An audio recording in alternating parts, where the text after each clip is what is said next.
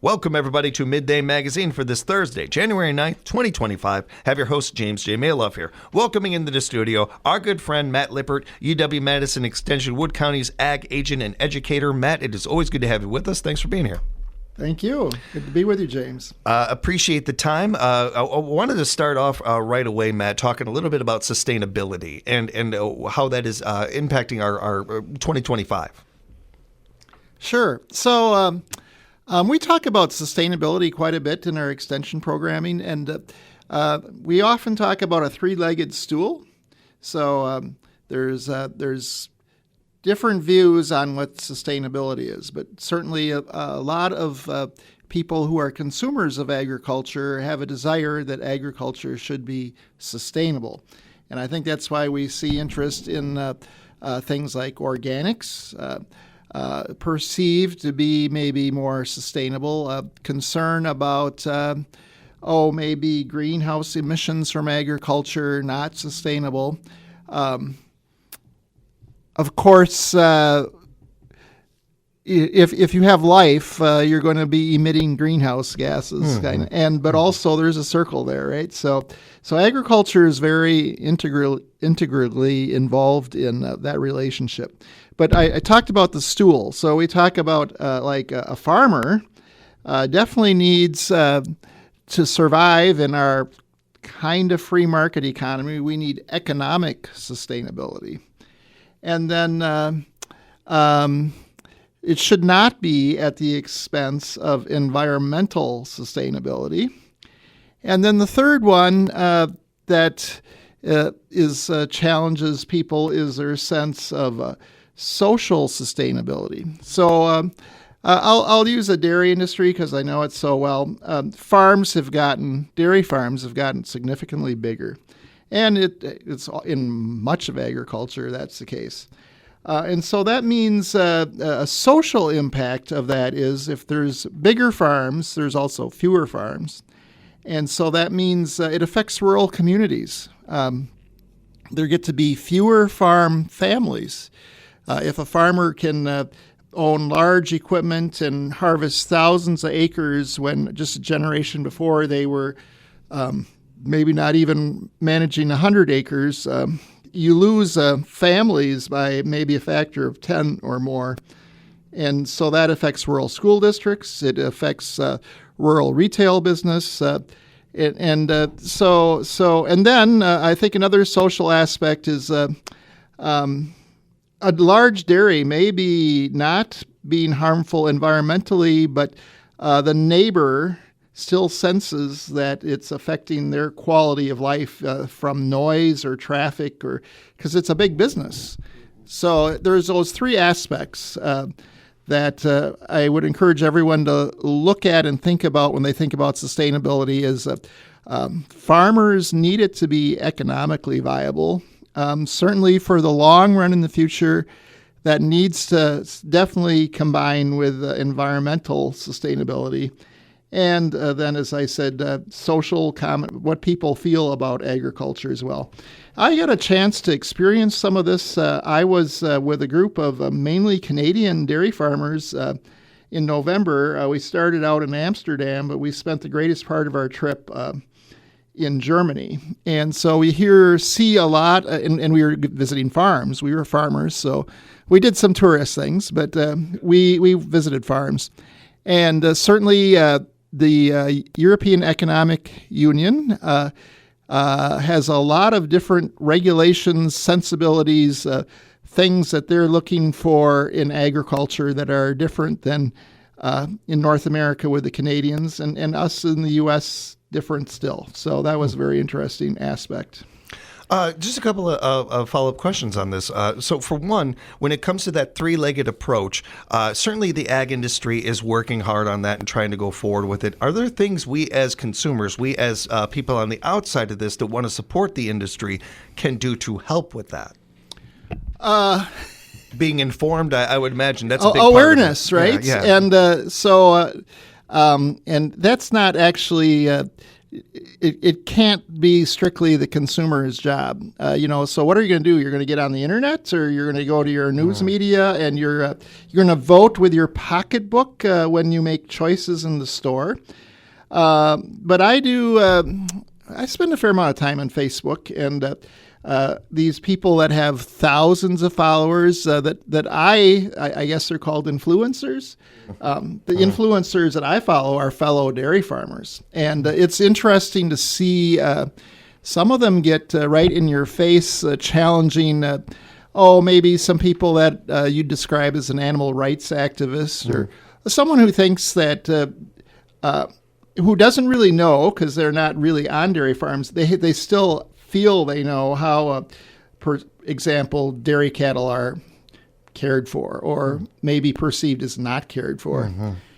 So I guess what I would ask consumers is that you can't expect everyone to become an advocate for my cause, agriculture, but to just become more aware. And if you find something that you think that milk has antibiotics in it, or there's an inhumane practice with poultry, or whatever it is, to explore that a little more and find out, because the normal reaction of the dairy farmers is a dairy farmer wants a cow to be very healthy. And healthy is also mentally. The cow has to be happy. So a very common one is, the calves are removed very quickly, and so that's not natural, So they do a pretty good job of explaining that it's best for everybody concerned. So I guess that's all we can do is, and the universities involved in things like that too. We have great information on animal husbandry and so forth. If I could just piggyback on that, Matt, a little bit. One, I think that as somebody who grew up in a cause family with a lot of passions and a lot of causes, I get very on my soapbox about things from time to time. But one of the things I have learned as I've gotten older is I don't know everything. And none of us do. Nobody does. And the more homework I do on something, sometimes the less I feel like I know, and I need to actually talk to people in the industry. And so I would definitely recommend that if you have questions, have things, reach out to farmers, reach out to ag industry members to get straight up answers. No middleman, just talking right to a source. I think that is one thing. And if I can add also, for one, animals do not think and feel like we do, and I am a gigantic animal lover. I came into late in life with animals and didn't grow up with them, but boy, do I love dogs. We just had the Humane Society in today, and I'm still thinking about the dog that was in here. I'm trying to do my job. I'm trying to focus on the conversation, but I'm thinking of the dog. But the people that I know that truly do care about animals and fight for animal rights, they'll be the first ones to tell you, we put our feelings and thoughts on animals way too much. And for what you think an animal might be struggling for, that animal, that's day-to-day life for them. They're not feeling the emotions you do and stuff. While they do feel, and it is important to care for our animals, as you just touched on there with the milk and that example, I think that we oftentimes too much put on there. It's no different than, guess what? Your dog probably doesn't like that Halloween costume. That's for you. That's for you, not the dog. The dog didn't ask for to put that on. Didn't ask for that. We do that too much with animals, where we put our wants and needs onto them way too often. There is a good balance there of caring about animals while also understanding that we're putting things on them that they don't really feel or have. And just real quick, I appreciate what you said there about not people, caring about things just because you do. But I would say that we are all impacted by the ag industry, and we're all... we all depend on it, right? We all eat. We definitely need to care about this. We also use other things from agriculture, obviously, like cotton and so forth. And there's a lot of byproducts from animal agriculture that end up in the pharmaceuticals. And we cannot separate the fact that we exist on the earth from this industry that we think is degrading the earth somehow, because we all need to eat. Yeah. And so we want to do that efficiently, right? Yeah. And efficiency might be scale, right? It might be largeness, but certainly efficiency is a aspect of sustainability. When you were talking about projecting human likes and desires, I'm thinking of it's January, and my phone says it's 18 degrees out now. So this is not as classic a one as some things, but a lot of people get concerned about livestock outside. And certainly your dog. You know, I have a dog. I love my dog. She is a German short-hair pointer. So she has very short hair. And so she's not a husky. She's not going to be outside all winter. Very athletic, but winter is not going to be hours at a time outdoors. Yeah. But our horses, our Holstein cows that weigh 1,500 pounds, their internal body they're like really happy on a morning like this when the sun is out. You'll see them, they'll position themselves in the lot so that they're getting the maximum solar, and they're chewing their cud. They're not out there shivering, wishing that someone went and protected them. They are, so there's an example where you cannot project you as a human that maybe weighs 180 pounds or whatever you weigh. You're more like my dog that isn't going to be an outdoor creature versus some of these large livestock. Yeah, it's a great example. I learned a little of that from my youngest daughter, Isabel. Her favorite animal is cows, and she's taught me so much about cows. That was one of the things she talked to me about, because I think, like a lot of people, you wonder about that stuff. It's a great one, and I appreciate you mentioning that. We're speaking with Matt Lippert, Madison Extension, Wood County's ag agent. Matt, you mentioned that you did some traveling recently. You went out to Europe and that. And last time we talked, you had mentioned that you've got a trip coming up to Italy. Once I got through all of my jealousy about that, I did come across an article that I thought was really interesting and I've been hanging on to.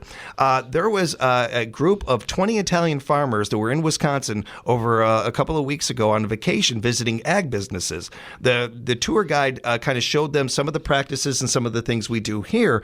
And while they were doing this as just kind of for fun, they ended up taking away a lot of information that they felt could be very helpful for them over there. You mentioned that you did get to do a little bit of sightseeing, but it sounds like that was a big part of your going over to Europe, and whether it was Germany or not, or maybe even your trip to Italy. Whether it's for fun or not, I imagine that brain of yours doesn't turn off. And the idea of sharing information up and down the state here in Wisconsin was one of the early things that you taught me. The idea of how the soil is different up north to down south and how farmers share this information. I thought that was really interesting. Now we're extending that even farther to across the pond, if you will. Oh, so we're very interconnected here in the world. I'm going to go back to my own farm, which is I think a pretty nice farm, but it's not it's not like the only one of its type in the world. And in the last year, we've had, through the Wisconsin Department of Agriculture, we had a group of people from Indonesia visit our farm, and as tourists, basically. And then we have had, as a smaller group, is like people working on some technologies actually regarding methane emissions. We've had Israelis. And we also had Italians. So this is a pretty common thing in agriculture, that there is a lot to be gained. We in the U.S. In general, but also in agriculture, travel abroad less than perhaps like people from Australia, New Zealand, or Europe. They travel abroad more. And, I'm not going to tell anyone how to spend their time. And there's a lot to see in this country. And if that's what you're comfortable with, that's good. But there is a lot to be gained. So on my trip to Germany, it was actually largely with Canadians. And so in the dairy industry, they have a quota system that they get better prices than we do and more consistent prices for their milk. But they have to invest in this quota. It's a barrier to entering the industry. And so you learn when you're riding a bus for 10 days with these people, you learn how that affects them. And then certainly in the EU, there's, which when I get to go to Italy, that will be again in the EU, a very much different regulatory environment, more regulated, but also more government support than we get here in the U.S. So through the EU, consumer concerns about how much time an animal gets to go outside, do they actually get to graze? Is it a quality grazing? Or there's more of that in Europe than we have here. But they actually pay farmers they incentivize them to do these practices. So I don't know that we're anxious to get more regulation control here in the U.S., but it's interesting to see how government, societies, economics, and a person trying to run a farm, how all those things interplay together. Had a friend in high school that was an exchange student from Scotland, and I remember her and I talking a lot about, especially her being in the middle of Wisconsin here and just kind of never experiencing America until coming right here. And she was blown away by not only how many farms she saw and everything, but also how it didn't seem like, for her, where she was from, farmers were considered very high on the community leadership board or something, and how she didn't see it as much here, and the respect that was given. It seems like, and this was 20 years ago and everything, but it did seem like that there was an understanding there of something here that we try to get across all the time, and how important our ag industry is, how important it is how it is the backbone of our country. It feels like it's very common knowledge there, where here it's something that I don't want to say we're beating a drum and we're trying to get through people's heads or anything. I think there's a lot of people that do get that, but there are some that just don't seem to. And it did seem like the empathy there was just evident, where here we're trying to trying to create that a little bit more. And I've been near Scotland. I've never been to Scotland itself, but in Europe, and I think this is going a little bit away because World War II is now 80 years ago, right? Yeah. So, but there was hunger in Europe after World War II. A lot of infrastructure was destroyed. People were displaced, and farms weren't working. So, at least on the continent, and maybe in Scotland, obviously they lucked out. They weren't in the front lines of World War II. But there was a great appreciation of people that weren't directly involved in agriculture, that they needed farmers to eat, right? Yeah. I didn't even thought of that. That's an amazing point. Yeah. We've talked a little bit about regulations and some of the government effect of this. When it comes to the other farmers out there, people that are in similar industries to you, and that, were there techniques, were there things you could pick up from that that were interesting to you, and that you've thought, oh, maybe I can do that on my farm, or maybe this will help a friend or another farm? Oh, it was a very recurring theme with the trip to Germany, which I anticipated. We've talked a little bit about robotics on dairy farms. So we use that term for machines that will milk your cows is a classic one. And there's a couple ways to do that. The cow can, it's kind of a neat thing. The cow is, her udder gets full. She wants to get milked. And there you go. Some people that are trying to fight the dairy industry will tell you cows are forcibly milked. Well, no, they want to get milked, right? Yeah. And so on a robotic farm, they will show up to the milker typically about 3 times a day, and they're incentivized also. They get a little cow candy, so they get a snack. And they get milked, but they have to cooperate. They have to stand there and let this robot use laser and sense where their teats are and apply the milker. So Europe is the main companies that build robotics are based in Germany, Netherlands, and France, and it's probably what they get paid for their milk more, or shorter labor pool. Even though that is there's a lot of interest on that here in North America, the interest came on that stuff quicker in Europe. And so we saw a lot of robotics there, milking, calf feeding, assembling the ration for the cows, and different tools that, so, on my farm today, there was a person that showed up at 5:30 in the morning, and they're going to be there until probably 1. And they're going to be feeding all these cattle. So it's pretty efficient because they're feeding hundreds of animals. But on a robotic farm, it's even more efficient because this machine does all of that, and the farmer has to make sure the machine keeps working, or they may have to deliver some feed to an area for the machine to assemble it. And then there's robotic. You think about your Roomba that vacuums your floor. Yeah. Well, they can do that with cow slurry and pens too. Wow.